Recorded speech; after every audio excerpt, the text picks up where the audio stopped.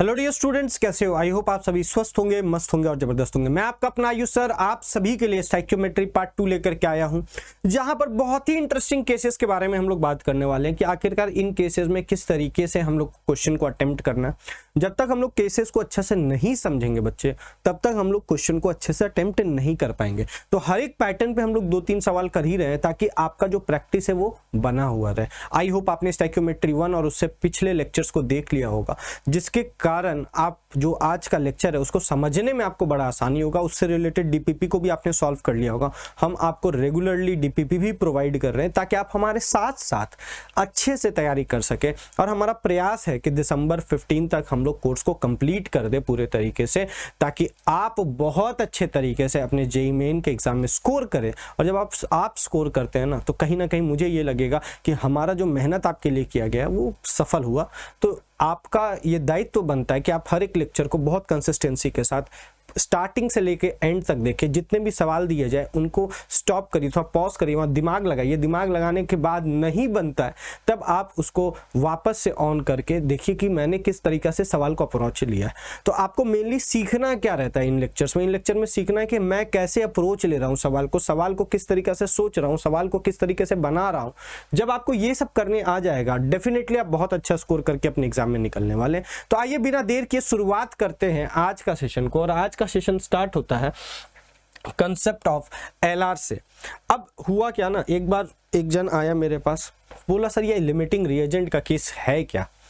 तो मैं आपसे एक बात बताना चाहूँगा कि मान लीजिए आपको शिकंजी बनाना है ना, शिकंजी बनाना है और एक गिलास में आप लगभग हाफ लेमन को डाल रहे हैं। ठीक, पानी तो आपके पास भरपूर है, चीनी भी भरपूर है, लेकिन लेमन एक ही है।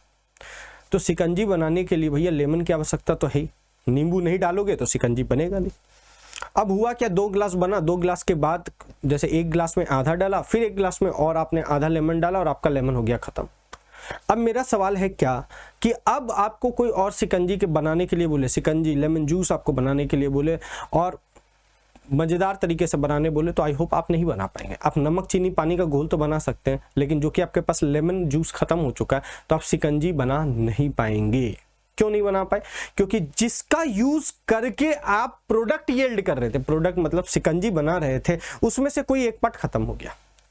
एक पार्ट खत्म हो गया मतलब एक पार्ट पूरे तरीके से रिएक्शन में कंज्यूम हो गया, बाकी सब रह गए एक्स्ट्रा अमाउंट में प्रेजेंट, लेकिन उसके बावजूद आपका शिकंजी नहीं बन पाएगा। क्योंकि जो भी इंग्रेडिएंट्स की जरूरत है उस शिकंजी को बनाने के लिए, अगर वो सब मेरे पास होगा तभी प्रोडक्ट का फॉर्मेशन होगा, तभी शिकंजी आपका बन के रेडी होगा, तभी आप शिकंजी का आनंद और लुत्फ उठा पाएंगे। ठीक उसी तरीका से किसी भी रिएक्शन में अगर कोई एक कंपोनेंट भी या कोई एक केमिकल स्पीसीज भी खत्म हो जाता है तो मैं कहूंगा वहीं पर रिएक्शन क्या हो जाएगा, स्टॉप हो जाएगा। और जिसके कारण खत्म हुआ ना, वही आपका एलआर कहलाएगा, वही आपका एलआर कहलाएगा। जैसे शिकंजी बनाते वक्त नींबू आपका खत्म हो गया भैया पहले, तो जैसे ही नींबू खत्म हो गया ना, तो मेरे लिए एलआर कौन कहलाएगा? एलआर आपका नींबू, लेमन ही आपका वहां पर एलआर की तरह बिहेव करेगा। तो सबसे पहला सवाल एलआर क्या है? सबसे पहला सवाल एलआर क्या है? एलआर को हम लोग फुल फॉर्म में लिमिटिंग रिएजेंट भी कहते हैं। एलआर को फुल फॉर्म में हम लोग लिमिटिंग रिएजेंट भी कहते हैं। तो सवाल उठता, what do you mean by LR? तो एलआर का मतलब है the chemical species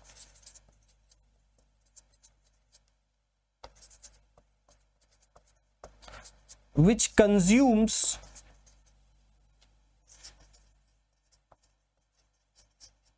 completely in a reaction.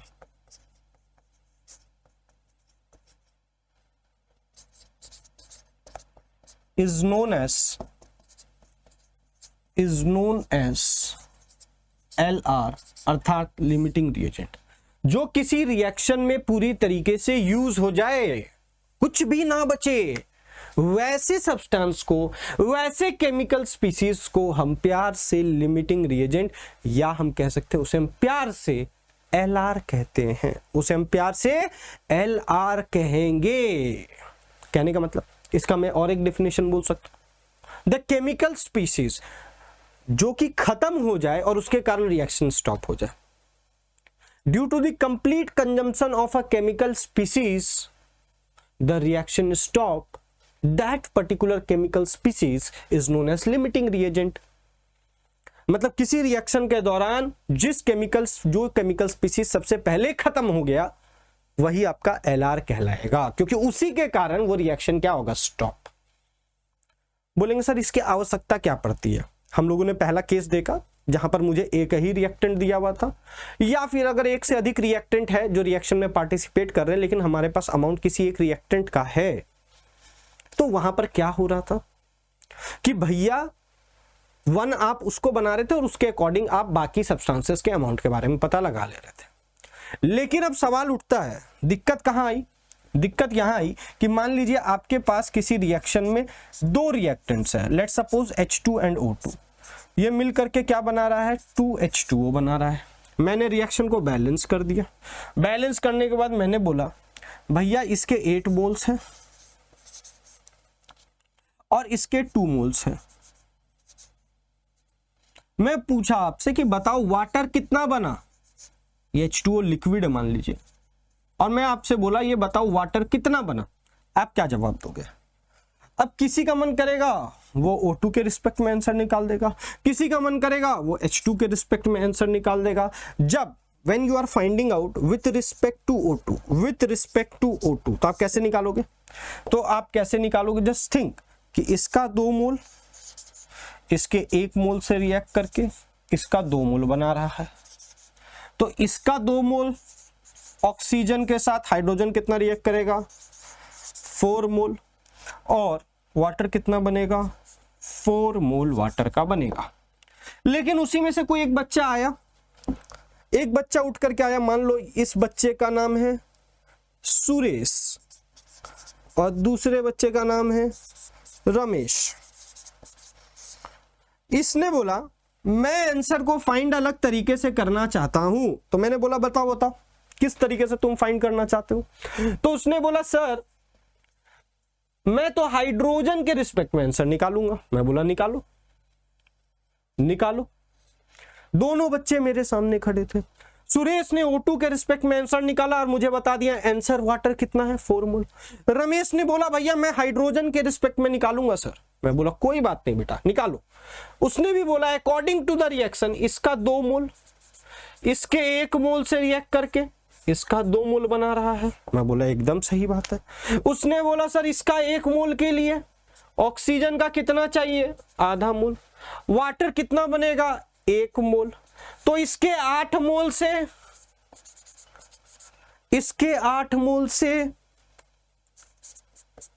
इसका 4 मोल रिएक्ट करेगा और इसका कितना बना देगा, 8 मोल।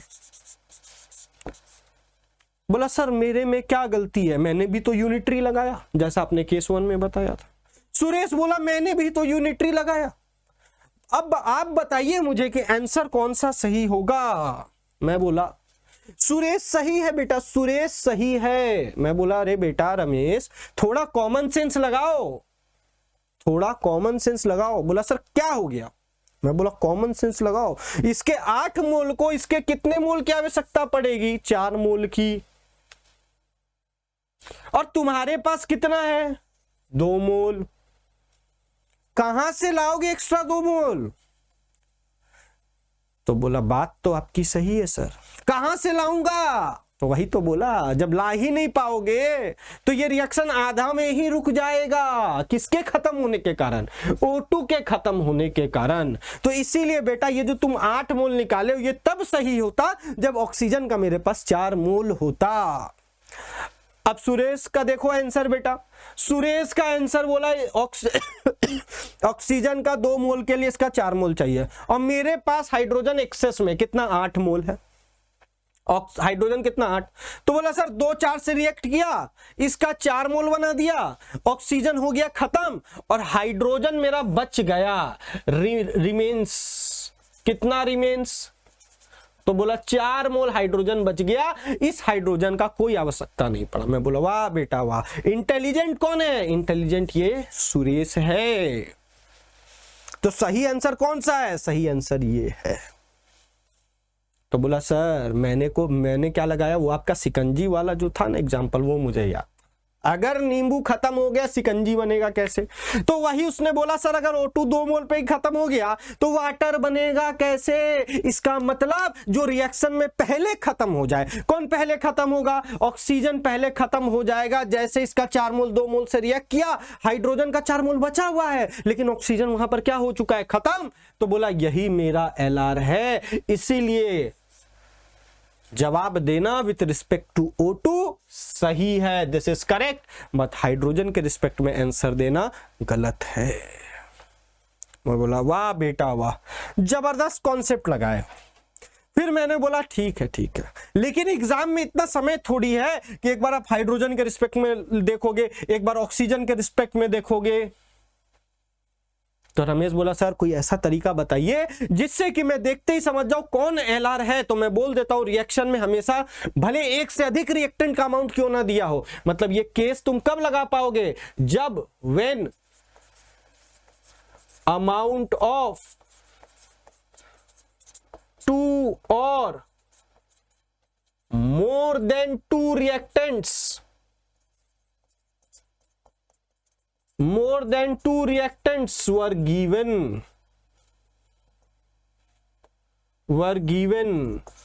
क्या?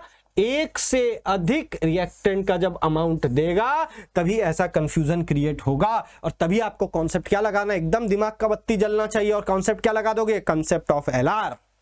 बोलेंगे सर निकालेंगे कैसे, वो तो बताइए। आइए बताते हैं। तो LR पता करने का तरीका, how to determine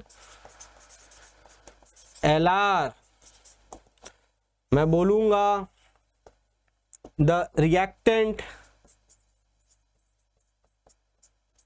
having least value of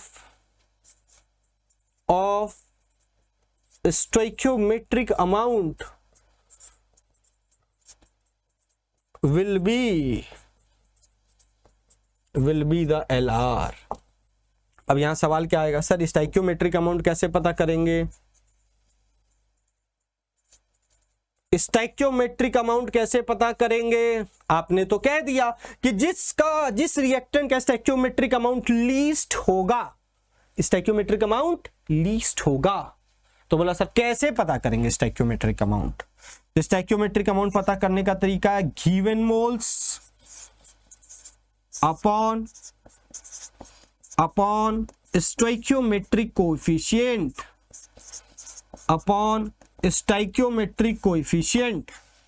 बोला बात सही है, इस तरीका से हम स्टोइकियोमेट्रिक अमाउंट निकाल लेंगे। लेकिन सर अगर गिवन मोल्स नहीं दिया हुआ, तो यहां तो मोल्स दिया होता, हो सकता कहीं वेट दे दे, तो मैं बोलूंगा बेटा तुम्हें कन्वर्जन सिखाया हूं, चाहे आपको वेट दे दे, चाहे नंबर दे दे, चाहे वॉल्यूम दे दे, आप उसको किस में कन्वर्ट कर सकते हो? आप उसको मोल्स में कन्वर्ट कर सकते हो। आपका गिवन मोल्स पता चल जाएगा, वहां से डिवाइड दे देना स्टोइकियोमेट्रिक कोएफिशिएंट से। ये कब पता चलेगा? जब आप रिएक्शन को बैलेंस करेंगे तब आपको स्टोइकियोमेट्रिक कोएफिशिएंट पता चलेगा। और जब आप इन दोनों का रेशियो निकालेंगे तो आपको स्टोइकियोमेट्रिक अमाउंट पता चलेगा। और जिस रिएक्टेंट का स्टोइकियोमेट्रिक अमाउंट कम होगा वही आपका LR होगा।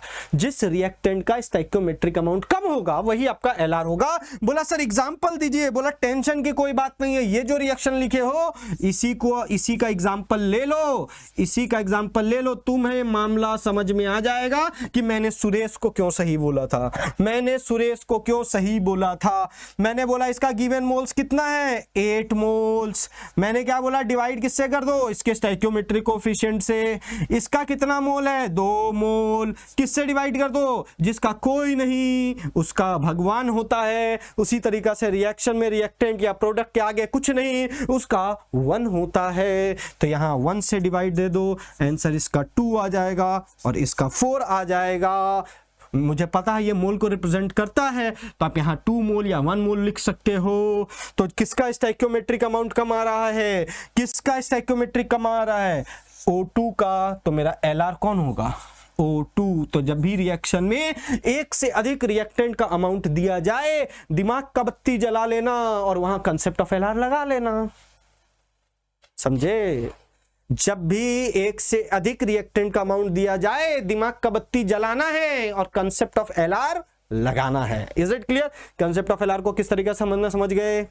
आइए अब करते हैं कुछ सवाल और अपने कंसेप्ट को करते हैं मजबूत। आइए सवाल पे आते हैं, सवाल पे आते हैं। अब यहां पर एक और बात बोलेंगे सर अगर इसको O2 को जो खत्म हो जाए उसे एलआर कहते हैं, तो जो बच जाए तो बचने वाला को मतलब वो ज्यादा में होगा, ज्यादा को अंग्रेजी में एक्सेस कहते हैं। तो यहां पर एक टर्म आ जाता है एक्सेस रिएजेंट।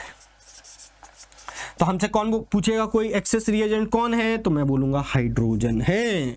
तो हो सकता है सवाल में पूछ दे कि कितना हाइड्रोजन बचा, तो हाइड्रोजन कितना बचा भैया, रिएक्शन में 4 मोल जब पार्टिसिपेट ही किया तो बचेगा कितना, 4 मोल बच जाएगा। Are you getting my points?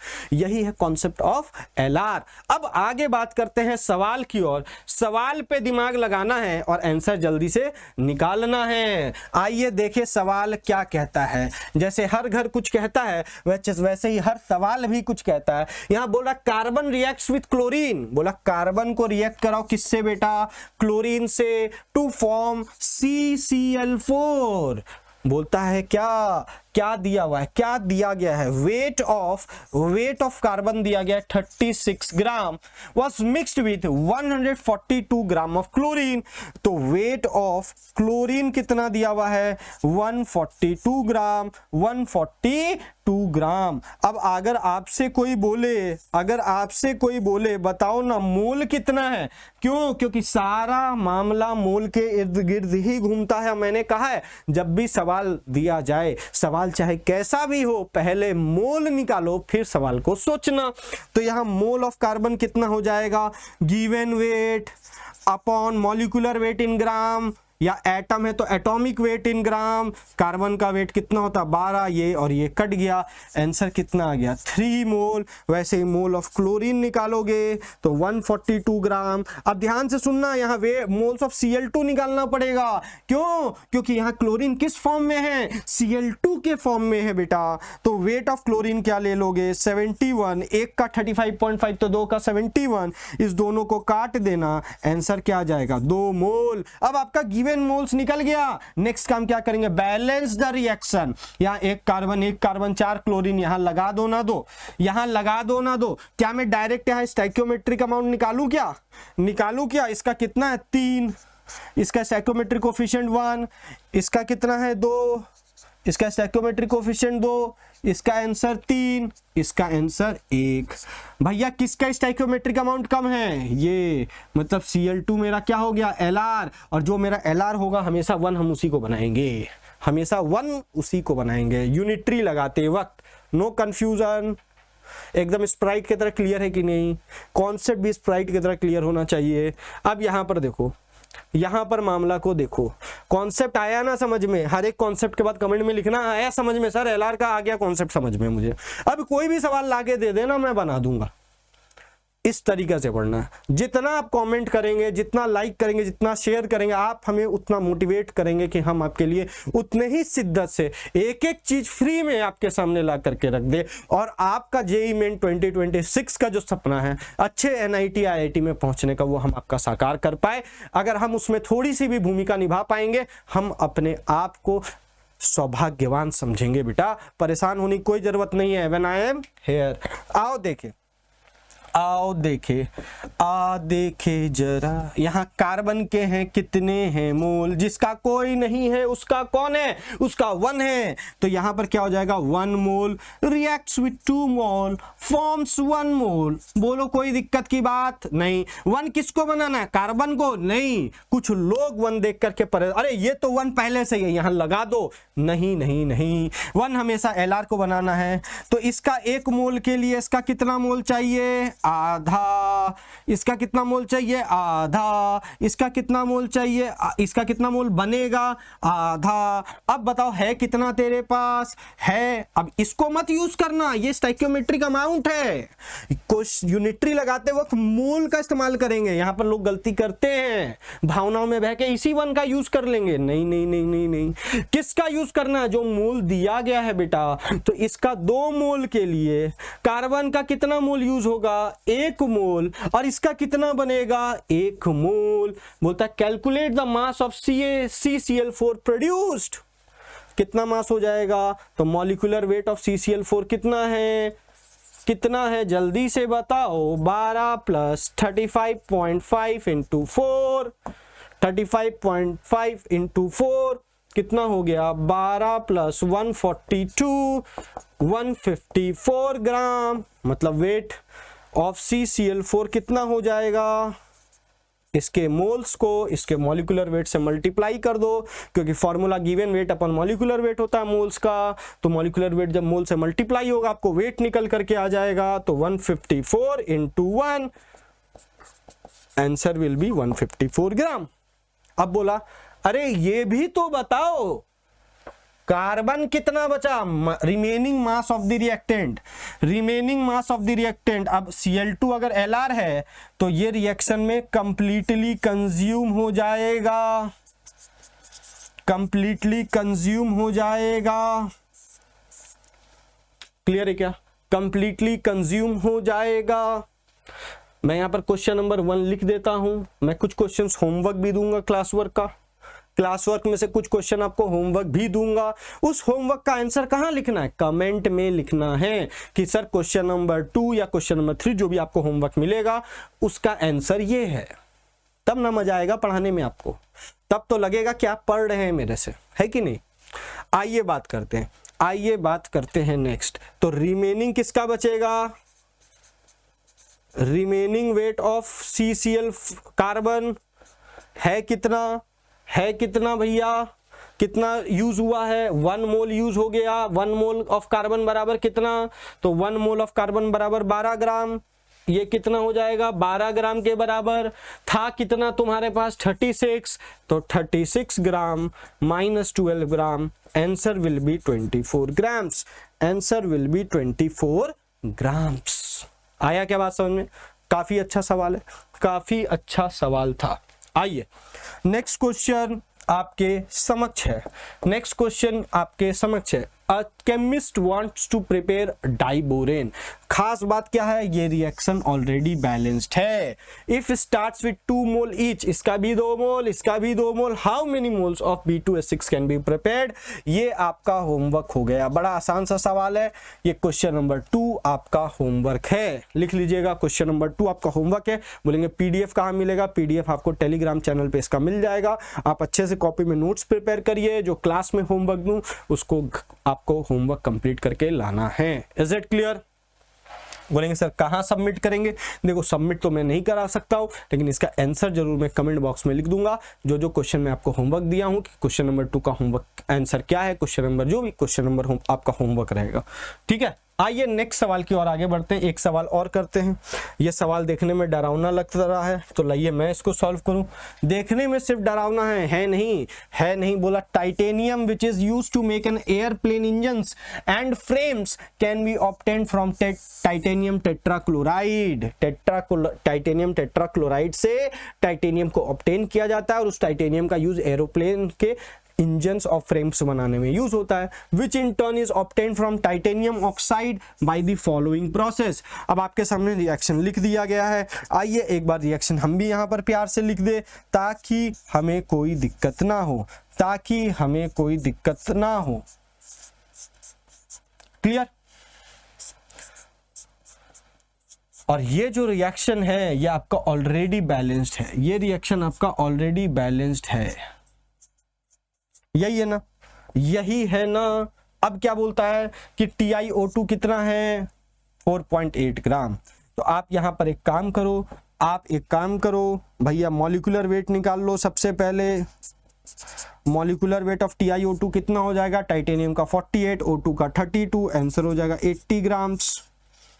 80 grams. इसका एटॉमिक वेट होगा 12 ग्राम, इसका मॉलिक्यूलर वेट होगा 71 ग्राम। इसका वेट क्या होगा? TiCl4 का वेट होगा 48 प्लस 142। 142 कैसे? एक क्लोरीन का 35.5, 4 का 35.5 इंटू 4, 142 प्लस 48 आपका हो जाएगा 190 ग्राम। 190 ग्राम। ठीक, इसका कितना हो जाएगा 44 ग्राम और इसका कितना हो जाएगा 16 + 12 28 ग्राम। खैर सबका यूज नहीं है हमारे पास।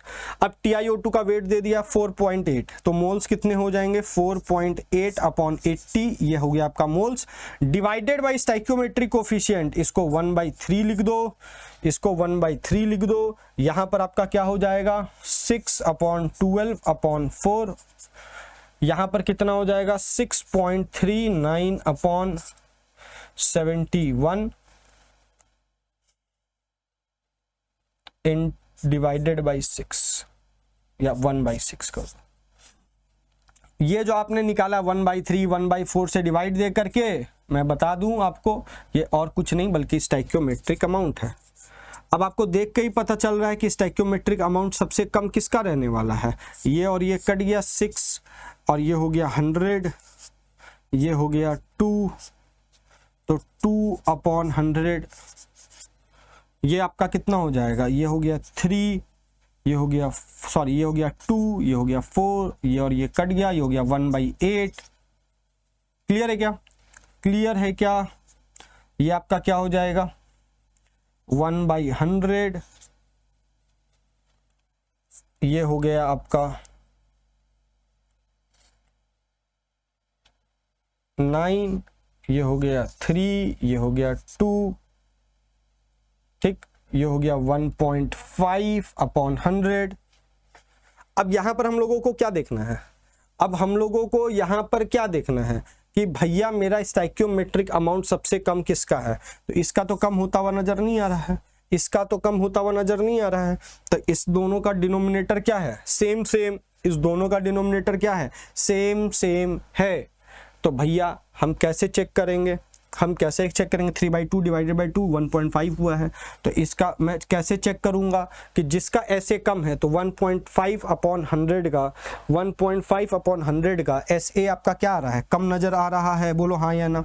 तो मैं इसके अकॉर्डिंग सारा कैलकुलेशन करूंगा, तो अकॉर्डिंग टू दिस इसके मोल्स के अकॉर्डिंग कैलकुलेट करूंगा, किसके मोल्स के अकॉर्डिंग, इसके मोल्स के अकॉर्डिंग कैलकुलेट करूंगा। कैसे कैलकुलेट करूंगा, आइए नेक्स्ट पेज में आते हैं। तो अकॉर्डिंग टू दिस मैं डायरेक्ट ऐसा लिख सकता हूं क्या, इसका 6 मोल इसका 3 मोल बना रहा है, तो इसका कितना मोल बनेगा 6.39/71, ये हो गया नीचे डिवाइडेड बाई 100, तो ये होगा 9, आंसर आ जाएगा 0.09। ठीक है, तो इसका 6 मोल इतना बना रहा है, तो 0.09 मोल कितना TiCl4 बनाएगा, तो 3/6 इंटू 0.09 मोल्स। कोई दिक्कत है क्या कि TiCl4 का मोल्स निकल गया। अब आपको क्या निकालना है, weight of TiCl4, weight of TiCl4 कैसे निकालोगे, तो आपका कितना आया है 0.09 अपॉन 3/6, ये आपके मोल्स आए हैं। इसको किससे मल्टीप्लाई करेंगे, इसके मॉलिक्यूलर वेट से, और इसका मॉलिक्यूलर वेट कितना है 190, इसका मॉलिक्यूलर वेट कितना है 190, ये और ये कट गया, ये और ये भी कट गया, तो 9 × 19 इसको आपको सॉल्व करना है, इसको आपको सॉल्व करना, और आंसर आपका लगभग 8.55 के आसपास आ जाएगा, 8.55 ग्राम के आसपास आ जाएगा। एक बार सॉल्व भी कर लेते हैं। 9 × 19 कितना हो जाएगा 171 अपॉन 2 अपॉन 10, तो ये कितना हो जाएगा, ये हो जाएगा 8, ये हो जाएगा 5.5, 10 से डिवाइड दो दोगे 8.55 ग्राम। Is it clear. तो आपको कैलकुलेशन पूरा सेकंड डेसिमल तक जाना, ये इंपॉर्टेंट पॉइंट है यहाँ पर। तो इस तरह के सवाल को कैसे सॉल्व करेंगे आई होप समझ में आ गया होगा। आपको सबसे पहले LR फाइंड आउट करना होगा। यहाँ पर LR आपका कौन है Cl2। अब इसी क्वेश्चन में हो सकता था आपसे पूछ देता कि कितना कार्बन बचा, हो सकता था पूछ देता कितना TiO2 बचा, लेकिन मैं इसको क्यों नहीं फाइंड आउट किया, यहाँ पर सिंपली TiCl4 को ऑब्टेन करने के लिए बोला है कि कितना TiCl4 बनेगा, मैं डायरेक्ट बस इन दोनों का कैलकुलेशन कर दिया। आप चाहते तो पूरे पे भी कैलकुलेशन कर सकते थे। Is it clear, is it clear और नॉट डियर। चलिए ठीक है, तो इस तरीके से एलआर पे सवाल आपको देखने को मिलेंगे। नेक्स्ट कॉन्सेप्ट है कॉन्सेप्ट ऑफ मिक्सचर एनालिसिस। अब मिक्सचर एनालिसिस का एक बहुत मजेदार सा पॉइंट है, पहले ध्यान से समझ लीजिए। यहाँ पर लोग गलती करते हैं, छोटी सी गलती करते हैं, वो छोटी सी गलती के बारे में भी हम लोग बात करेंगे, लेकिन पहले समझिए मिक्सचर किसको बनाते हैं। हम जब भी कोई चीज़ का मिक्सचर बनाते हैं तो मिक्सचर बनाते वक्त ये ध्यान रखना है कि जिन दोनों का मिक्सचर बना रहे वो आपस में रिएक्ट नहीं कर रहे हो। फॉर एग्जाम्पल आपने A प्लस बी मिलाकर के एक मिक्सचर बनाया, A प्लस बी मिलाकर के मिक्सचर बनाया और बोला this mixture will react with, this mixture will react with C, this mixture will react with C। अब यहाँ C कार्बन नहीं है, बस मैंने ऐसे कोई कंपोनेंट लिखा, समझना है बात को।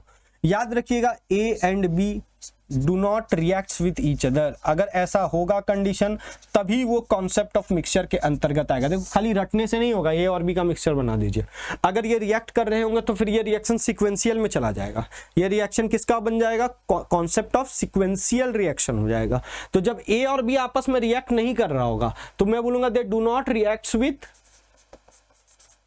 Each other. समझिएगा ऐसा क्यों लिखा हूं? ऐसा इसलिए लिखा हूं, अगर ये आपस में रिएक्ट कर रहा होगा तो ये दोनों मिलकर के रिएक्ट करके कुछ नया प्रोडक्ट बनाएगा और वो प्रोडक्ट फिर सी के साथ रिएक्ट करेगा। इसका मतलब है कि फिर ये कॉन्सेप्ट ऑफ मिक्सचर एनालिसिस रहेगा ही नहीं। पहला बात ध्यान में आ गया। आप कैसे पहचानोगे?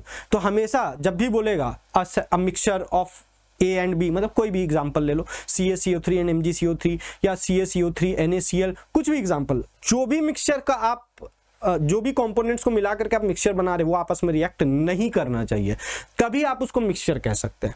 और दूसरी गलती क्या करते हैं स्टूडेंट? पहला पॉइंट टू बी रिमेंबर ये है, ठीक है, जिसको मैं ज्ञान की बात बोलूंगा, GKB। पहला GKB क्या है?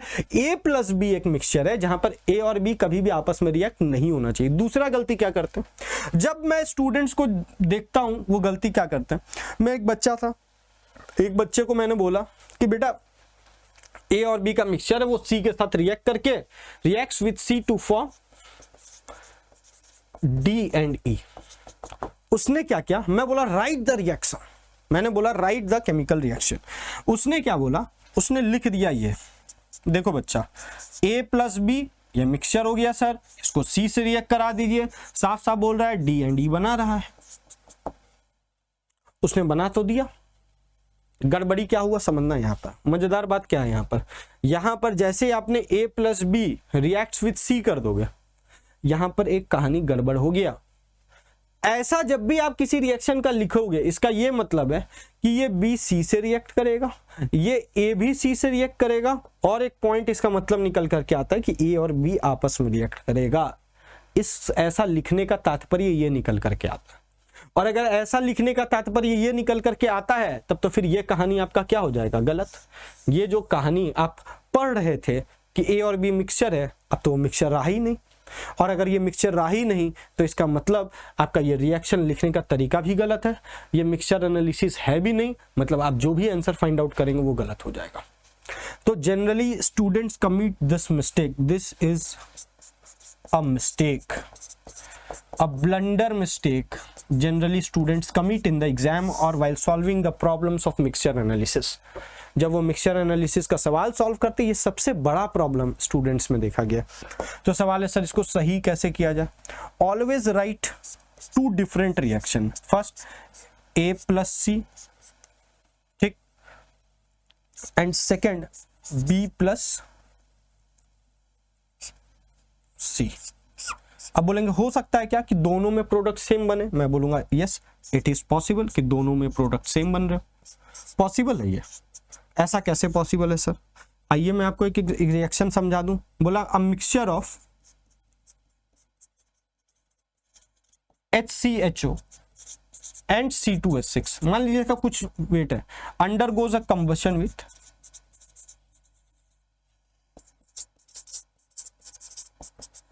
O2 forms CO2 and H2O liquid। Am I right or wrong? Am I right or wrong? अब इसके लिए रिएक्शन क्या लिखोगे? आप कैसे लिखोगे, ये मिक्सचर का क्वेश्चन है, आप रिएक्शन क्या लिखोगे, एक बार HCHO का रिएक्शन लिखोगे O2 के साथ, क्या बनाएगा, ऑब्वियसली हाइड्रोकार्बन है, ऑक्सीजन के साथ रिएक्ट करेगा, यही बनाएगा, यही बनाएगा, बोलो हाँ या ना। ऐसा पॉसिबल है कि प्रोडक्ट सेम प्रोड्यूस कर रहा हो, लेकिन ध्यान रखिएगा जब भी आप मिक्सचर का क्वेश्चन लिखेंगे रिएक्शन हमेशा अलग अलग लिखेंगे, हर एक कंपोनेंट का उस रिएक्टेंट के साथ रिएक्शन अलग अलग लिखेंगे। पहला स्टेप। दूसरा क्या करना है आपको, दूसरा स्टेप यहां पर क्या करना है, ध्यान से सुन लीजिए, आपको इसका X मोल कंसीडर करना है और इसका Y मोल, और क्वेश्चन में रिक्वायर्ड अमाउंट ऑफ डेटा देगा कि आप इसका यूज करके X और Y का दो इक्वेशंस बना लेंगे।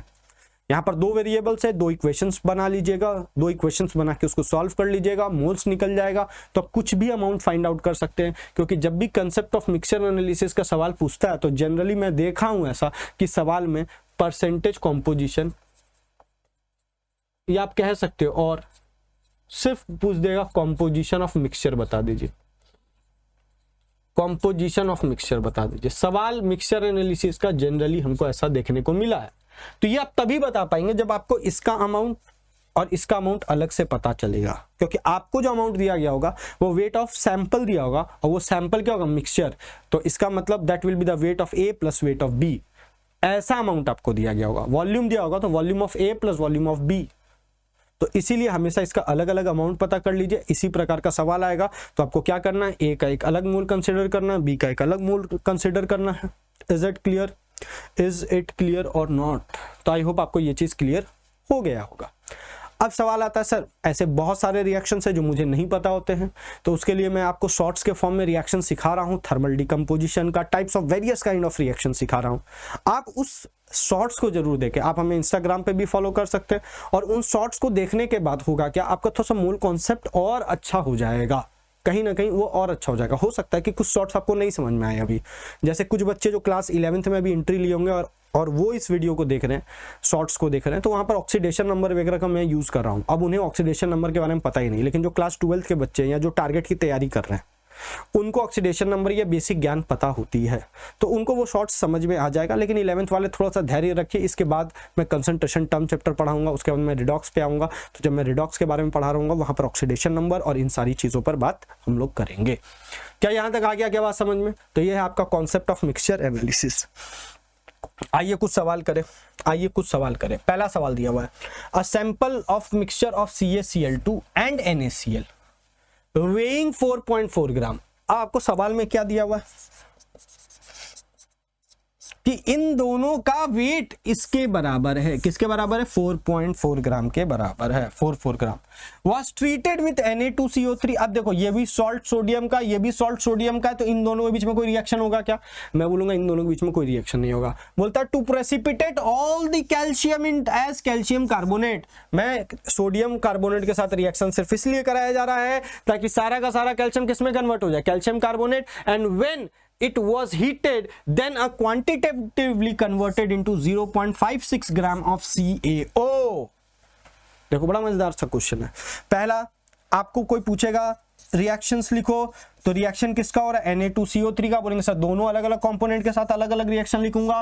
मैं बोलूंगा यस लिख दो, तुमने लिख दिया, तुमने लिख दिया। अब यहां पर मामला क्या है, दोनों सॉल्ट ही सोडियम का है, नो रिएक्शन। डबल डिस्प्लेसमेंट तब पॉसिबल है जब अलग अलग मेटल्स वहां पर होंगे।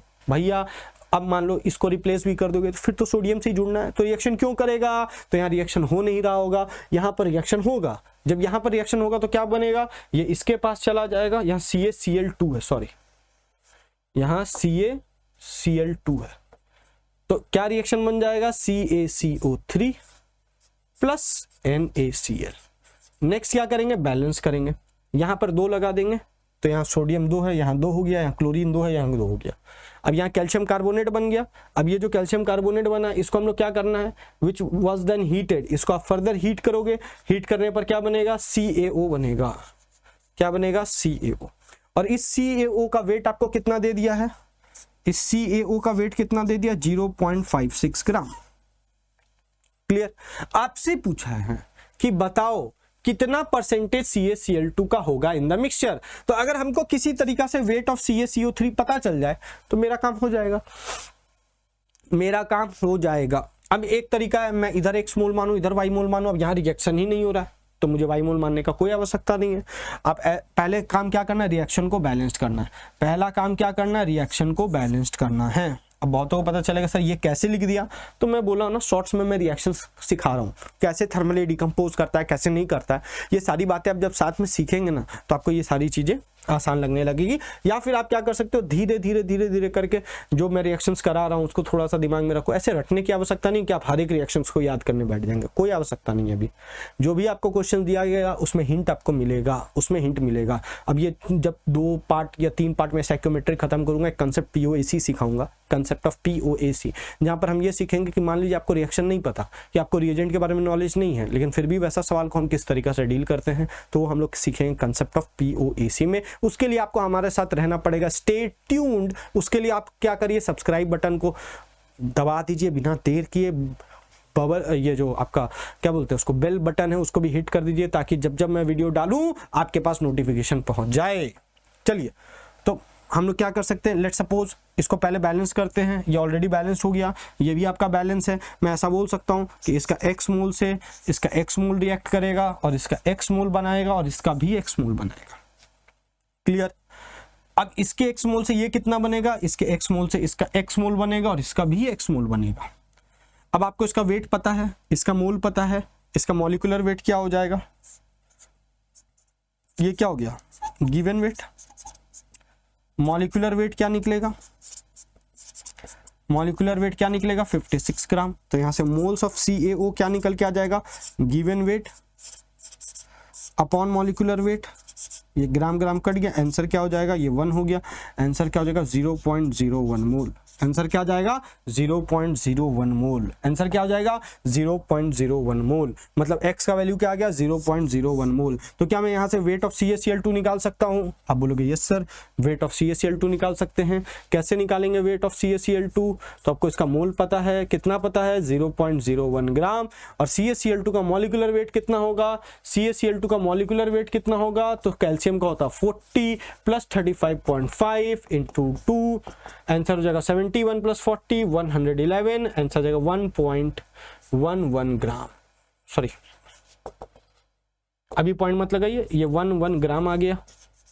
आंसर क्या आएगा 1.11 ग्राम। मतलब कितना CaCl2 प्रेजेंट है इस 4.4 ग्राम में, 1.11 ग्राम। आपको परसेंटेज बोला है, आपको वेट परसेंटेज बोला है ऑफ CaCl2, तो जिसका निकालना है उसका वेट को ऊपर डिवाइडेड बाय टोटल सैंपल का वेट, टोटल मिक्सचर का वेट। तो weight of CaCl2 upon weight of sample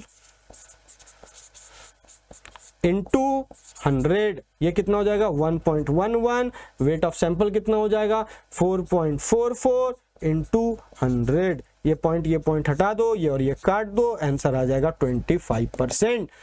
25%। अब कोई पूछ लेता NaCl का परसेंटेज कितना है, तो वो आ जाता 100 में माइनस कर दो, क्योंकि 2 ही कंपोनेंट है, एक का 25 तो दूसरे का क्या आ जाएगा 75%। एक का 25% आया है, दूसरे का 75% आ जाएगा। ये क्वेश्चन नंबर 4 हो गया, ये क्वेश्चन नंबर 4 हो गया। आया क्या बात समझ में, आया कि नहीं? ठीक, आइए नेक्स्ट क्वेश्चन हम लोग देखेंगे। आप एकदम चिंता मत करिए कि सर कोर्स कैसे कंप्लीट होगा, मैं आपको बता दूं कोर्स आसानी से मैं कंप्लीट करूंगा दिसंबर 15 तक। ठीक है, तब तक के लिए एकदम चिल रही है। बीच बीच में मैं आपको कोई दिन 2 लेक्चर्स भी प्रोवाइड करूंगा। जैसे सैटरडे संडे है, मैं उस दिन हो सकता है 2 लेक्चर्स दे दूं, एक सुबह दे दूं, एक शाम को दे दूं। तो be prepared for that, be prepared for that. अगर 2 लेक्चर्स आपको मिलेंगे, बहुत स्मूथली हम लोग 15 दिसंबर तक चीज़ों को कंप्लीट करके ले जाएंगे, बहुत स्मूथली। Is it clear? तो कहीं पर कोई दिक्कत की बात नहीं है। कभी 2 लेक्चर्स कोई दिन आपको मिलेंगे, तो आप उन 2 लेक्चर्स को भी देखिए, क्योंकि हमारे पास समय कम है। लेकिन हम लोग को सीखना बेसिक्स टू एडवांस है। ऐसा नहीं कि एकदम डायरेक्ट सवाल पे सवाल किए जा रहे हैं, कुछ नहीं है लगने वाला।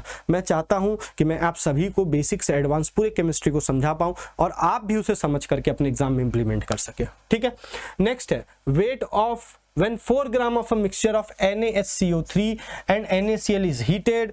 हाँ, अब यहां पर सुनो again, sodium chloride does not decomposes. आप इसको हीट करेंगे ये टूटेगा नहीं। ये टूटेगा नहीं। तो क्या बोलता है, इन दोनों का मिक्सचर है 4 ग्राम। तो जब आप NaCl को हीट करोगे कोई रिएक्शन नहीं होगा, लेकिन NaHCO3 को हीट करोगे तो ये टूट जाता है, क्योंकि ये अनस्टेबल होता है। ये अनस्टेबल किस में टूटेगा, तो आप इसका 2 मॉलिक्यूल ले लो, 2 मॉलिक्यूल ले लोगे तो ये बनाएगा sodium carbonate Na2CO3 plus H2O plus CO2 gas. अब इसको बैलेंस करोगे तो देखो ये ऑलरेडी आपका यहाँ पर क्या है, बैलेंस्ड है। अब आपको क्या बोला है कि इसका कितना मोल बना, इसका कितना मोल बना, इसका 0.6 सॉरी वेट कितना है 0.66 gram of carbon dioxide gas is produced. ठीक है भैया, तो आप रिएक्शन के अकॉर्डिंग क्या दिख रहा है, इसका 2 मोल से इसका 1 मोल, इसका 1 मोल और इसका 1 मोल बन रहा है। तो यहां से मैं मोल्स ऑफ कार्बन डाइऑक्साइड निकाल लेता हूं, कितना आ जाएगा 0.66 अपॉन 44। तो आप क्या लिखोगे 0.66 upon 44 moles of carbon dioxide produce करने के लिए मुझे कितने की आवश्यकता पड़ेगी NaSCO3 की, तो मैं लिखूंगा 2 इंटू 0.66 अपॉन 44। इतने मोल्स ऑफ NaSCO3 चाहिए। अगेन क्या बोला, determine the percentage composition of the original mixture. मुझे NaCl का परसेंटेज फाइंड आउट करना और NaCO3 का, तो मुझे उसके लिए क्या फाइंड आउट करना पड़ेगा, वेट ऑफ NaHCO3। NaCO3 का मॉलिक्यूलर वेट कितना होता है, इसका निकाल लेना, इसका मॉलिक्यूलर वेट 84 आ जाएगा। जिसको मॉलिक्यूलर वेट नहीं आता वो प्रीवियस लेक्चर देखिए, मैं कैसे मॉलिक्यूलर वेट को फाइंड आउट करता हूं, आप भी वैसे फाइंड आउट करिए। कुछ बेसिक मॉलिक्यूलर वेट्स है, कुछ एलिमेंट्स का आपको याद होना चाहिए। मैं उन एलिमेंट्स के बारे में आपको शॉर्ट्स में बता दूंगा, जनरली वही एलिमेंट्स देखने को मिलते हैं। बोलेंगे सर 118 एलिमेंट है, कोई और एलिमेंट आ गया तो उसका एटॉमिक वेट आपको सवाल में दे देगा या उसका मॉलिक्यूलर वेट आपको सवाल में दे देगा। तो परेशान होने की कोई आवश्यकता नहीं है, परेशान होने की कोई आवश्यकता नहीं है। तो यहाँ पर मॉलिक्यूलर वेट 84 ग्राम है, तो मैं क्या लिख दूंगा 2 इंटू 0.66 अपॉन 44 इंटू 84 ग्राम्स। अब मैं इस पॉइंट को नीचे हटाऊंगा, ये 100 हो जाएगा, 22 का टेबल में ये 2 और ये 2 कैंसिल हो जाएगा, तो 3 इंटू 84 हो जाएगा 2 और ये हो जाएगा 252 अपॉन 100 ग्राम्स। तो मैं क्या लिख सकता हूँ उसको 2.52 ग्राम्स, 2.52 ग्राम्स। अब आपको क्या फाइंड आउट करना है, आपको वेट परसेंटेज फाइंड आउट करना है। तो वेट परसेंटेज ऑफ NaHCO3 क्या हो जाएगा, वेट परसेंटेज ऑफ NaHCO3 क्या हो जाएगा, weight percentage of NaHCO3, weight of NaHCO3 upon sample weight या मिक्सचर वेट, जो आप बोलना चाहे बोल लो, इंटू 100। ये कितना है 2.52 अपॉन 4 इंटू 100। इसको और इसको काट दीजिए, ये हो जाएगा 25। सॉल्व करोगे आंसर विल बी 63%। अगर ये 63 है तो वेट परसेंटेज ऑफ NaCl क्या आ जाएगा 37%। आया क्या समझ में। तो बहुत साफ सुथरा आपको भी सवाल बनाना चाहिए जिससे कि कैलकुलेशन एरर कम से कम हो। Is it clear. आइए अगले सवाल की ओर आगे बढ़े, और ये सवाल मैं आपको होमवर्क देना चाहूंगा। अगर कुछ हिंट चाहिए तो मैं दे देता हूं। ये डिकम्पोज किस में करेगा, 2-4 बार हम लोग कर चुके हैं क्वेश्चन CaCO और CO2 में। ये डिकम्पोज किस में करेगा, MgO प्लस CO2 में। अब आपको इसी तरीके से सवाल को सॉल्व करना है। यहाँ पर 2 इक्वेशंस बनेंगे, यहाँ 2 इक्वेशंस बनेंगे, और उन 2 इक्वेशंस को लेकर आपको x और y का मोल्स निकालना है, और x और y का मोल्स निकालने के बाद आप वेट परसेंटेज फाइंड आउट कर सकते हैं। चलिए मैं आपको थोड़ा सा हिंट दे दे रहा हूँ, सॉल्व आप खुद से करिएगा। CaCO3 डिकम्पोज करेगा CaO प्लस CO2 में, और MgCO3 डिकम्पोज करेगा MgO प्लस CO2 में। क्लियर। अब यहां पर देखो क्या बोला है आगे, बोला the mixture of the oxide produce weight exactly half as much as the original sample. यहाँ ओरिजिनल सैंपल का वेट नहीं दिया तो मैं क्या कंसीडर कर लूंगा, ओरिजिनल सैंपल का जो वेट है वो 100 ग्राम है। ठीक, तो लेट सपोज मैंने क्या बोला था, इसका x मोल कंसीडर कर लेना, इसका y मोल, तो इसका x मोल से इसका x मोल बनेगा, इसके y मोल से इसका y मोल बनेगा। ये ऑलरेडी रिएक्शन बैलेंस्ड है।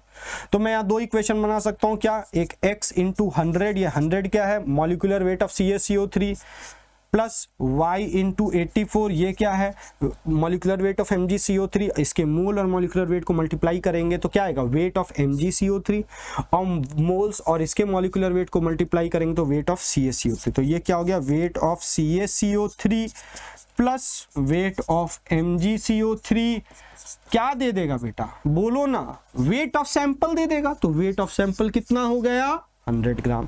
एक इक्वेशन आपका ये बन गया, ये हो गया इक्वेशन नंबर 1। उसी तरीका से दूसरा क्या बोला है, the weight of oxide produced, कौन कौन सा वेट है भैया, weight of CaO plus weight of MgO, ये किसके बराबर होगा, बोला जितना सैंपल का वेट है उसका आधा, सैंपल का वेट कितना है 100, तो इसका आधा कितना हो जाएगा 50। वेट ऑफ CaO कितना हो जाएगा, इसका मॉलिक्यूलर वेट 56, इसका मॉलिक्यूलर वेट 40 ग्राम। मैं फटाफट कर रहा हूं, आप भी फटाफट करने लगेंगे जब आपको एटॉमिक वेट्स याद होंगे। ऑक्सीजन का 16 प्लस 24 40, 16 प्लस 40 56, तो इसका हो जाएगा 56 into x plus y into 40। अब ये दो इक्वेशन है, दो इक्वेशन को सॉल्व कर लीजिए। सॉल्व करके जैसे ही आपका एक्स एंड वाई का कुछ वैल्यू आ गया, एक्स एंड वाई का जैसे ही आपके पास वैल्यू निकल करके आ गया, आप weight of CaCO3 find out कर सकते हैं x इंटू 100 और weight of MgCO3 find out कर सकते हैं y इंटू 84। अब अलग अलग निकालने की जरूरत नहीं, एक का वेट परसेंटेज निकालो 100 से माइनस कर देना, तो जो भी x का वैल्यू आएगा उसको 100 से मल्टीप्लाई करना, वेट ऑफ CaCO3 हो जाएगा divided by sample weight. Sample weight 100 लेंगे कि 50, सैंपल वेट 100 लेंगे क्योंकि हमको इस मिक्सचर का वेट परसेंटेज निकालना है और इस मिक्सचर का वेट परसेंटेज हम 100 के रिस्पेक्ट में देखेंगे। अगर इस सवाल में बड़ा इंटरेस्टिंग सा एक और पहलू हो सकता है, तो आप इसको जरूर सोचिएगा। अगर आपको बोलता वेट परसेंटेज ऑफ CaO बताओ, तो मैं क्या लेता, मैं 50 लेता। अब बोलेंगे सर 100 प्लस 50 क्यों नहीं लिए, भैया ये तो पूरे तरीके से खत्म हो गया ना रिएक्शन में, ये पूरे तरीके से रिएक्शन में खत्म हो गया ना, ये केस 1 है, वन रिएक्टेंट अमाउंट, मतलब वो पूरे तरीके से खत्म हो जाएगा। तो मैं क्या लेता, मैं 56 into x divided by 50 into 100 करता, तो percentage of CaO in the mixture of oxides आ जाता। ऐसा भी सवाल यहां पूछ सकता था, तो इस सवाल को भी आप सोचिएगा जरूर। ठीक है, आई होप आपको ये चीज समझ में आ गया होगा कैसे में मुझे सॉल्व करना है। अगर एक्स और वाई पता चल जाएगा, वेट ऑफ CaCO3 पता चल जाएगा, वेट ऑफ CaCO3 सैंपल का वेट 100 ग्राम माने में है, उससे divide into 100, percentage of CaCO3 आ जाएगा, MgCO3 का निकालना होगा 100 से माइनस कर लीजिएगा। और जो बच्चे थोड़ा सा और दिमाग लगाना चाहते हैं वो यहाँ भी लगा सकते हैं कि बताइए what is the wait percentage of CaO in the mixture of the oxide sample produced, ऐसा भी सवाल हो सकता है। इस सवाल को आप चाहे तो घर पे बना सकते हैं। Is it clear? Next concept बड़ा इंटरेस्टिंग का कॉन्सेप्ट है, कॉन्सेप्ट ऑफ सीक्वेंशियल रिएक्शन। दो और कॉन्सेप्ट बच रहे हैं, एक बच रहा है पैरेलल रिएक्शन और एक बच रहा है yield percentage and purity percentage, वो हम लोग नेक्स्ट लेक्चर में कवर करेंगे। तो यहां पर हम लोग बात करते हैं कॉन्सेप्ट ऑफ सीक्वेंशियल रिएक्शन का। तो समझिए पहले सीक्वेंशियल रिएक्शन होता क्या है। सीक्वेंशियल रिएक्शन क्या होता है, let suppose A plus 2B forms 4C plus D, then C plus 2E will form 4F plus G, and F plus 2G या 4F plus 2G will form 8H या 1H।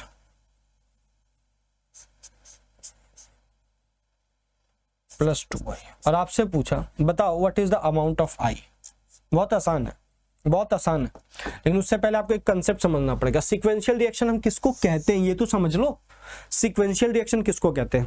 तो फिर मेरे पास एक बालक आया, बोला सर सीक्वेंस का मतलब क्या होता है? एक के बाद एक एक के बाद एक। सीक्वेंस का ही मतलब होता है, आप बोल रहे सीक्वेंस में खड़े हो, मतलब एक के बाद एक खड़े हो। उसी तरीके से सीक्वेंशियल रिएक्शन में क्या होगा, पहला फर्स्ट रिएक्शन होगा, ये रिएक्शन खत्म होगा, उसके बाद दूसरा रिएक्शन होगा, ये खत्म होगा, उसके बाद ये तीसरा रिएक्शन होगा। इसी को सीक्वेंशियल रिएक्शन कहते हैं। और ये चीज कब पॉसिबल है? जब ये रिएक्शन की डिपेंडेंसी किस पे हो, ऊपर वाले पे, और इस रिएक्शन की डिपेंडेंसी क्या हो, इसके ऊपर वाले पे। फॉर एग्जाम्पल आप किसी लाइन में खड़े हैं, आपके आगे कोई एक बंदा है और उसके आगे एक बंदा है, ठीक है, और आप गए हैं प्रसाद खाने के लिए, कहीं पर भंडारा चल रहा है, प्रसाद खाने के लिए आप गए हुए। तो आपकी पारी कब आएगी? जब पहले वाले के प्लेट में पूरे तरीका से मिल जाएगा, फिर उसको साइड किया जाएगा। उसे आधा मिला तो वो वहां करेगा, भैया मुझे पूरा दे दो, उसके बाद मैं हटूंगा। फिर दूसरा वाला आगे जाएगा, उसको सामान मिलेगा, वो पूरा खाएगा, वो पूरा ले लेगा अपने प्लेट में, फिर वो साइड होगा, फिर आपकी नंबर आएगी। आ रहा है क्या बात समझ में? तो यहां पर भी पहले ये रिएक्शन होगा, उसके बाद ये होगा, उसके बाद ये होगा, मतलब हर किसी की डिपेंडेंसी अपने जस्ट ऊपर वाले रिएक्शन पर कर रही है। ठीक, इस तरह के रिएक्शन को ही हम क्या कहते हैं प्यार से? इसे ही हम सीक्वेंशियल रिएक्शन कहते हैं। अब केमिस्ट्री के भाषा में समझिएगा, यहां पर क्या होता है, पहले रिएक्शन का प्रोडक्ट दूसरे रिएक्शन के रिएक्टेंट की तरह बिहेव करता है। क्या, मैं यहां पर इंग्लिश में लिख दे रहा हूं, पहले रिएक्टेंट का प्रोडक्ट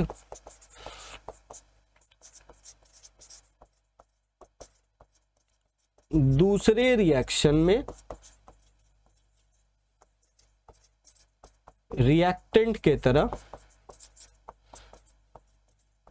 बिहेव करता है। क्या, पहले रिएक्टेंट का प्रोडक्ट दूसरे रिएक्शन में रिएक्टेंट की तरह बिहेव करता है। फॉर एग्जांपल, इसमें ये सी प्रोडक्ट है और ये यहां पर किसके तरह बिहेव कर रहा है? रिएक्टेंट। अगेन ये यहां पर प्रोडक्ट है ऊपर वाले में और इसमें किसके तरह बिहेव कर रहा है? रिएक्टेंट की तरह बिहेव कर रहा है।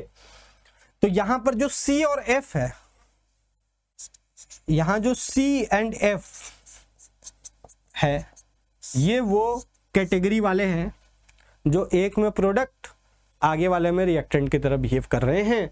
तो ऐसे प्रोडक्ट को मैं क्या कहूं? प्रोडक्ट कहूं कि रिएक्टेंट कहूं? तो ना मैं प्रोडक्ट बोल पा रहा हूं, ना मैं रिएक्टेंट बोल पा रहा हूं, क्योंकि प्रोडक्ट वो होता है जो रिएक्शन के कंप्लीट होने के बाद फाइनली आपके पास वहां पर मौजूद हो, फाइनली वो प्रेजेंट होना चाहिए। अगर वो एब्सेंट है तो काहे का प्रोडक्ट? तो काहे का वो प्रोडक्ट? तो मैं इसे प्रोडक्ट भी नहीं कह सक रहा हूं, ना मैं पूरे तरीका से रिएक्टेंट कह पा रहा हूं, क्योंकि किसी रिएक्शन में ये प्रोडक्ट की तरह भी फॉर्म हो रहा है। तो इसके लिए एक टर्म यूज किया गया है, इन्हें हम कहते हैं बीच वाला, बिचौलिया है ये बिचौलिया, जिसे हम प्यार से इंटरमीडिएट कहते हैं। जिसे हम प्यार से क्या कहते हैं बेटा? इंटरमीडिएट कहते हैं। इसे हम क्या कहेंगे? इंटरमीडिएट कहेंगे। मतलब अगर मुझे यहां तक पहुंचना है तो मुझे ए से सी का पहले अमाउंट फाइंड आउट करना पड़ेगा, फिर सी से एफ का फाइंड आउट करना पड़ेगा, फिर उस एफ का यूज मैं यहां करूंगा, तब जाकर के ये आई का फॉर्मेशन होगा। बोलो आया क्या? आया क्या?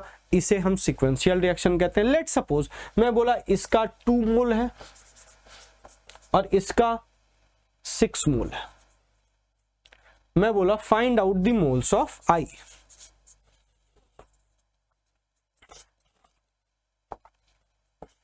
कैसे फाइंड आउट करोगे? तो यहां पर पहले रिएक्शन में एक से अधिक रिएक्टेंट का अमाउंट आपको पता है, तो ये केस 2 वाला भी हो गया, केस 4 के साथ साथ केस 2 भी इन्वॉल्व है। अब होगा क्या ना, जब आप सवाल लगाएंगे तो यही 6 केसेस को आपस में मर्ज कर करके सवालों का प्रोडक्शन किया जाता है। इन्हीं 6 केसेस को आपस में मिला मिला के एक क्वेश्चन बनाया जाता है, एक क्वेश्चन को फ्रेम किया जाता है स्टोइकियोमेट्रिक। अब यहां पर अगेन मैं क्या कर दूंगा, ये रिएक्शन बैलेंस है 2/1 और 6/2, इसका आंसर आ जाएगा 3, इसका आंसर आ जाएगा 2। किसका स्टोइकियोमेट्रिक अमाउंट कम है? ए का। तो ए मेरा क्या हो जाएगा? बोलो ना यार, ए मेरा क्या हो जाएगा? LR हो जाएगा। आया क्या? चमका कि नहीं चमका भाई? तो इसका 1 मोल, इसका क्या बना? इसका 2 मोल से रिएक्ट करके इसका 4 मोल बना रहा है और इसका 1 मोल बना रहा है। मुझे सबसे क्या लेना देना? मुझे तो सी चाहिए, और सी के लिए मुझे LR पता करना था। LR मेरा कौन हो गया? ए। इसका 1 से 4 बन रहा है, तो इसका 2 से इसका कितना बनेगा? 8 मोल बनेगा।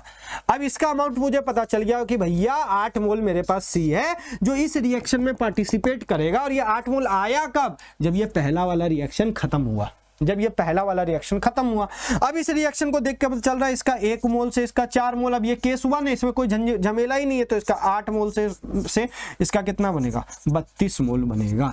इसका 32 मोल बनेगा। अब यहां पर अगेन आ जाओ, इसके 4 मोल से इसका 2 मोल, तो इसके 1 मोल से इसका आधा मोल, तो इसके 32 मोल से कितना बनेगा? इसका 16 मोल बनेगा। इस तरीका से आप आई का अमाउंट फाइंड आउट कर लिए। यही है सीक्वेंशियल, यही है सीक्वेंशियल। तो सीक्वेंशियल को समझने के लिए इंटरमीडिएट को देख लेना। क्या कोई है ऐसा जो कहीं प्रोडक्ट कहीं रिएक्टेंट की तरह बिहेव कर रहा है? क्या कोई है ऐसा जो कहीं पर प्रोडक्ट और कहीं पर रिएक्टेंट की तरह बिहेव कर रहा है? उसे खोज लेना है अपने को। जैसे ही पता चल गया, दिमाग का बत्ती जलाना, समझ जाना ये केस किसका है? सीक्वेंशियल रिएक्शन का। मतलब पूरी खेल किस पे डिपेंड कर रहा है? यही बिचौलिया के ऊपर, इंटरमीडिएट। अगर इसका मामला बिगड़ा ना, पूरा रिएक्शन को बिगाड़ के रख देगा, इसलिए बिचौलिए पे ध्यान देने का अपने को। आ जाओ कुछ सवाल करें और जश्न मनाएं। सवाल करके जश्न मनाएंगे भैया। 6 सवाल अपना हो चुका है, ये 7वां नंबर सवाल है। इसमें भी एक सवाल आपको होमवर्क में दूंगा। होमवर्क्स के लिए तैयार रहिए, जितना होमवर्क करोगे उतना स्ट्रांग आप बनोगे। एक बात याद रखना, रेगुलर आपको क्लास करना है, रेगुलर आपको होमवर्क करना है, रेगुलर रिवीजन करना है। और जो चौथा, मैं 4R बोलता हूं, चौथा R, जब आपका टेस्ट हो तो टेस्ट का एनालिसिस करना। अब आप बोलोगे सर आप टेस्ट कब लोगे, कैसे लोगे? फिलहाल हम लोग आपका ये सारी चीज़ें बाद में अपडेट करेंगे, लेकिन आप एक बात समझिए, पहले क्लास करिए, क्लास का जो होमवर्क है वो करिए, फिर जो मैं आपको DPP दे रहा हूँ उसको सॉल्व करिए, उसके बाद PYQ को सॉल्व करिए।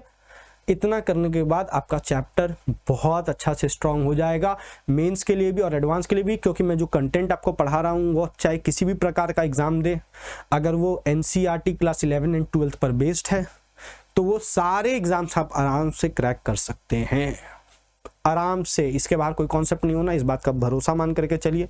आपको भरोसा करोगे तभी आप चीज़ों को सीख पाओगे, ठीक है। और अपने आप को बहुत फ्रिक्वेंटली चीज़ों पे, आज यहाँ देखा कल वहाँ देखा, ऐसा नहीं, एक जन को पकड़ के बैठ जाओ और ईमानदारी से मेहनत करते चलो। देखो अपने आप आपके अंदर चैप्टर को लेकर कॉन्फिडेंस बिल्डअप होने लगेगा। आइए आओ पकड़े पहले, क्या ये सीक्वेंशियल है? यस है। पूछो कैसे? इस रिएक्शन का ये जो प्रोडक्ट है ना, ये नालायक SO2, ये यहाँ पर किसके तरह बिहेव कर रहा था? रिएक्टेंट के तरह। मतलब जिसे तुम समझे थे रक्षक वही निकला भक्षक, जिसे तुम समझे थे रक्षक वही निकला भक्षक। जो प्रोडक्ट लगा कि ये बन गया प्रोडक्ट, वही आगे चल करके खत्म हो गया रिएक्टेंट। आ गया बात समझ में? आ गया समझ में? आओ एक बार रिएक्शन को और साफ साफ लिखे, थोड़ा सा स्पेस के साथ लिखे, यहाँ जगह नहीं है, सॉल्व करने में दिक्कत होगी। ऑलरेडी रिएक्शन आपका बैलेंस दे दिया है, आपका दर्द ऐसे ही दूर हो गया है। कोई दिक्कत है क्या? नहीं ना?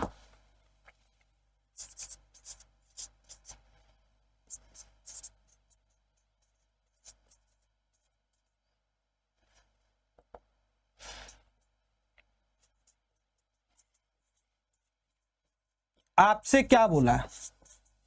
आपसे क्या बोला है? आओ देखे जरा, आओ देखे जरा क्या बोला है यहाँ पर। 1146 ग्राम ऑफ PBS प्रोड्यूस्ड, इसका वेट आपको दे दिया। एक ही रिएक्टेंट का वेट है, मतलब इस केस 4 में जो मर्ज्ड कंसेप्ट है वो केस 1 का, डिवाइडेड बाय इसका मॉलिक्यूलर वेट। अब यहाँ आ गया मामला, बहुतों से सवाल सॉल्व नहीं होगा क्योंकि उनको लेड का एटॉमिक वेट नहीं पता। मैं बार बार बोल रहा हूँ, उन एटॉमिक वेट्स को आप जरूर याद रखिए जो मैं शॉर्ट्स में मेंशन किया हूँ, बार बार यूज पड़ेगा। तो यहाँ हो गया 207, 207 प्लस सल्फर का होता है 32, ये हो जाएगा 1146 अपॉन 239। ठीक, ये आपके मोल्स आ गए, मोल्स ऑफ PBS। आपसे क्या पूछा, कितना H2SO4 बनेगा? तो आप देखो यहाँ पर इंटरमीडिएट कौन है? SO2, तो इसके 2 मोल से इसका कितना बन रहा है? 2, तो इसका 1146 अपॉन 239 मोल से कितना बनेगा? 1146 अपॉन 239 मोल्स बनेगा। अब यहाँ पर आओ, 3 मोल से इसका कितना बना? 3, तो 1 मोल से कितना बनेगा? 1, तो 1146 अपॉन 239 से 1146 अपॉन 239 मोल्स बनेगा। ये आपका क्या आ गया? मोल्स ऑफ H2SO4 आ गया। आपको क्या निकालना है? आपको निकालना है वेट ऑफ H2SO4। आपको क्या निकालना है? Weight of H2SO4। क्या निकल के आएगा बच्चा? Weight of H2SO4। ये आपका मोल्स हो गया 1146 अपॉन 239 इंटू इसका मॉलिक्यूलर वेट जो कि कितना है? 98 ग्राम इंटू 98 ग्राम कर देना, आंसर आ जाएगा। इसको कैलकुलेट करके कमेंट बॉक्स में जरूर लिखिएगा क्या आता है आंसर आपका, क्या आता है आंसर आपका। ठीक है, क्या आएगा आंसर? ठीक है, क्वेश्चन नंबर 7 का 1146 upon 239 into 98, this is question number 7। आया बात समझ में? सिक्वेंशियल को कैसे सॉल्व करेंगे? आइए कुछ क्वेश्चन और करें, कुछ क्वेश्चन और करें। यहाँ भी ये 2 रिएक्शंस दिए गए हैं, ठीक है, एक रिएक्शन ये वाला है, एक रिएक्शन ये वाला है, इसका यूज करके आपको बताना है। बहुत आसान सा सवाल है, बहुत आसान सा सवाल है। क्या बोलता है, सल्फर ट्राइऑक्साइड में be prepared by using the following two reactions. ठीक है, तो S8 reacts with 8O2 gas, forms 8SO2 gas। फिर क्या बोलता है, 2SO2 gas reacts with O2 gas, forms 2SO3 gas। अब अकॉर्डिंग टू रिएक्शन इसका 1 मोल इसके 8 मोल से रिएक्ट करके इसका 8 मोल बनाएगा। तो how many grams of SO3 will be produced. आपसे SO3 कितना प्रोड्यूस होगा ये पूछ रहा, फ्रॉम 1 मोल ऑफ। अब यहां इंटरमीडिएट कौन है, ये है, ये इसको पकड़ लो, इसके 1 मोल से इसका 8 मोल और 1 ही मोल बोल रहा है, लफड़ा ही नहीं है। इसके 2 मोल से इसका 2 मोल, तो इसके 1 मोल से इसका 1 मोल, तो इसका 8 मोल से इसका 8 मोल, 8 मोल। SO3 कितना बनेगा, वेट में पूछ रहा है, तो वेट ऑफ SO3 बराबर क्या, अगर आपको मोल पता चल गया है उसको मल्टीप्लाई कर दो बेटा। क्या चीज से, क्या चीज से मल्टीप्लाई करोगे, इसके मॉलिक्यूलर वेट से। तो इसका मॉलिक्यूलर वेट कितना हो गया 32 प्लस 48, आंसर कितना हो गया 80। आंसर क्या हो जाएगा 640 ग्राम्स। आंसर क्या हो जाएगा 640 grams. Is it clear, is it clear.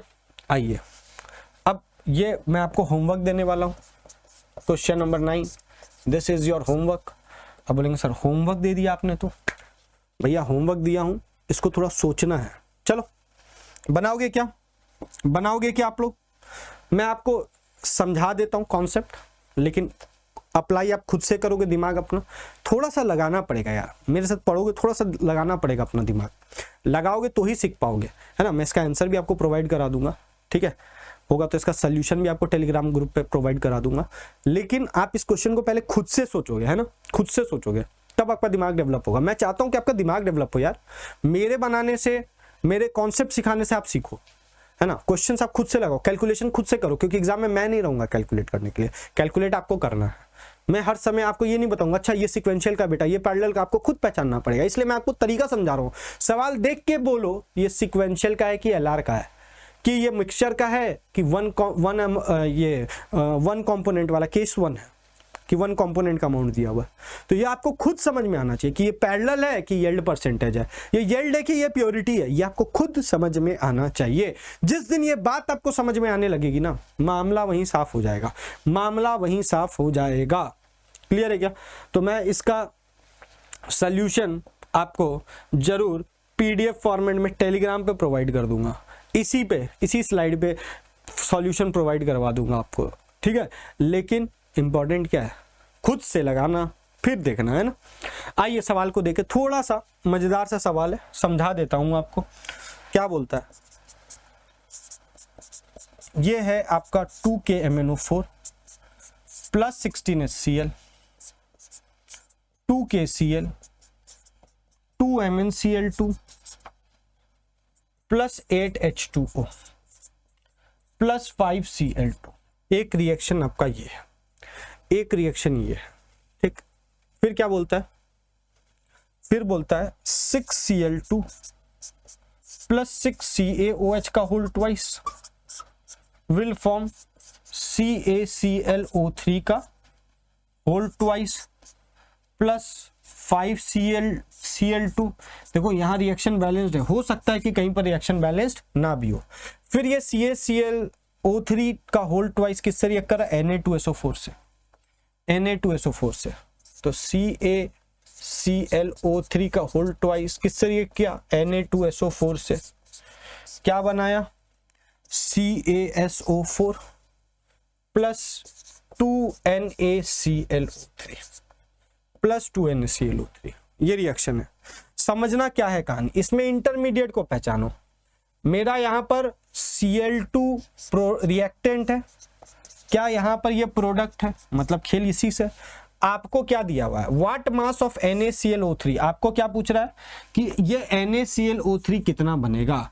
What mass of NaClO3 can be prepared from 100 ml concentrated HCl। आपको क्या पता है, आपको यहां पर और क्या पता है, वॉल्यूम ऑफ सॉल्यूशन पता है, कितना है 100 ml। और क्या पता है, डेंसिटी ऑफ सॉल्यूशन पता है कितना है 1.44 ग्राम पर ml। क्या ये आपको पता है क्या?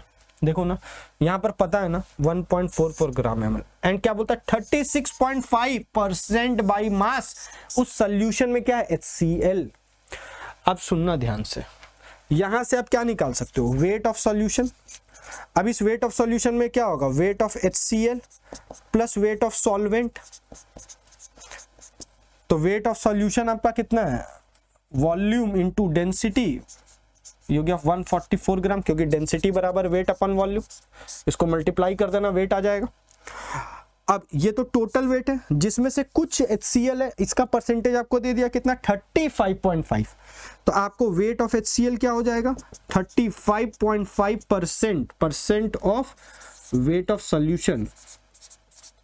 क्या लिख दोगे 35.5 upon 100 into weight of solution कितना हो जाएगा 144 ग्राम। ये आपका आ गया वेट ऑफ HCl। अब मैं इसी में 35.5 है क्या, कितना सॉरी 36.5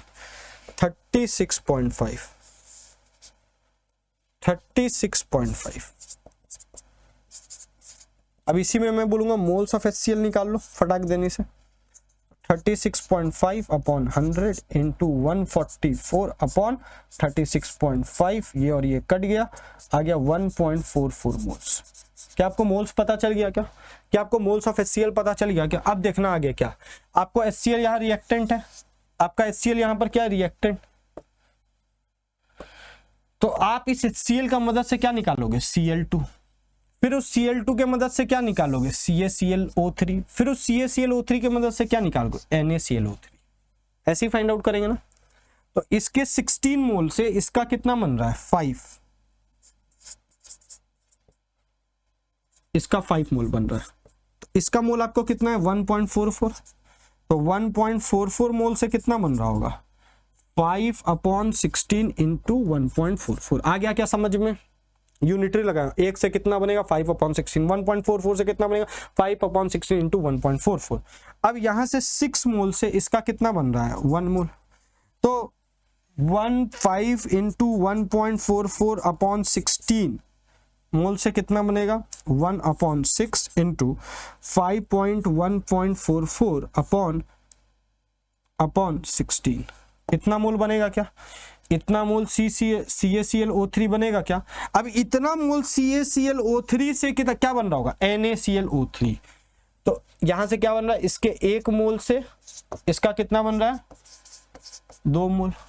तो 5 इंटू 1.44/6 इंटू 16 मोल से कितना बनेगा 2 इंटू 5 इंटू 1.44/6 इंटू 16 मोल बनेगा। अब सवाल सॉल्व हो गया, आपको इसका मोल्स पता चल गया, किसका मोल्स ऑफ NaClO3 प्रोड्यूस्ड। तो मोल्स पता तो वेट नहीं निकल जाएगा, moles into molecular weight. And I hope ये आप खुद से करेंगे और इसका आंसर कमेंट बॉक्स में जरूर लिखेंगे। आई होप ये आप खुद से करेंगे, या आप मुझे प्रॉमिस करिए कि आप इस क्वेश्चन को खुद से करेंगे और इसका कमेंट बॉक्स में आंसर लिखेंगे। मैं कमेंट बॉक्स में इनका आंसर चिपका दूंगा, देख लेना। क्वेश्चन नंबर 9 भी आपका क्या है होमवर्क। क्वेश्चन नंबर 9 भी आपका क्या हो गया होमवर्क। Is it clear? तो ये क्वेश्चंस हैं, इस तरह के सवाल को हम लोग को किस तरीके से लगाना, आई होप आपको समझ में आया होगा आज का क्लास। अगर आपको मजा आया ना तो आप जरूर हिट बटन लाइक करिए, है ना, और सब्सक्राइब बटन को दबाइए, बेल आइकन को दबाइए, नोटिफिकेशन आपको हमेशा मिलता रहेगा। आप हमारे साथ बने रहे, अपने दोस्तों के बीच में शेयर करो, हर जगह हल्ला मचा दो कि भैया यहाँ फ्री ऑफ कॉस्ट आपको क्वालिटी कंटेंट मिल रहा है, वो भी बेसिक से लेकर एडवांस तक। सवाल किसी भी एग्जाम का होगा, सवाल केमिस्ट्री का आएगा, क्लास 11-12 के सिलेबस पे आएगा, वो सवाल आपसे जरूर बनेगा। ऐसा कोई कॉन्सेप्ट नहीं होगा या ऐसा कोई सवाल नहीं होगा जो इस कॉन्सेप्ट से बाहर जाए। क्वेश्चन यही आएगा, मैं गारंटी नहीं ले सकता हूँ, लेकिन मैं लेवल आपको जरूर बेस्ट बना करके दूंगा, आपका दिमाग को डेवलप करके भेजूंगा। कोशिश ये मेरा जरूर रहेगा। बाकी आपका मेहनत और हमारा प्रयास आपको आपके सफलता की ओर लेकर के जाएगा। तो जरूर आप इसको शेयर करें अपने दोस्तों के बीच में, ठीक है। अपने आप को स्वस्थ रखें। देखिए किसी भी कॉम्पिटिटिव एग्जाम के लिए जो सबसे इंपॉर्टेंट है अपने आप को स्वस्थ रखना। अगर वो नहीं रहेगा तो आपकी कंसिस्टेंसी गड़बड़ाएगी, कंसिस्टेंसी गड़बड़ाएगी, कहानी खत्म। आप देखिएगा मैं भी कंसिस्टेंट होकर आपके लिए काम करने के लिए तैयार हूँ, तो आप भी कंसिस्टेंट होकर उसी तरीके से मुझे वापस से रिप्लाई दीजिए कमेंट के द्वारा, वापस से रिप्लाई दीजिए लाइक के द्वारा, वापस से रिप्लाई दीजिए शेयर के द्वारा, जो कि हमारा और आपका प्यार को बढ़ाते हुए ले चले। इसका पीडीएफ आपको टेलीग्राम चैनल पे हमारा मिल जाएगा, जिसका लिंक आपको मैं कमेंट बॉक्स में भी रख दूंगा, डिस्क्रिप्शन बॉक्स में भी है, जरूर ज्वाइन कर ले। तब तक के लिए स्वस्थ रहे, मस्त रहे और जबरदस्त रहे। मिलते हैं आपसे नेक्स्ट लेक्चर में। धन्यवाद।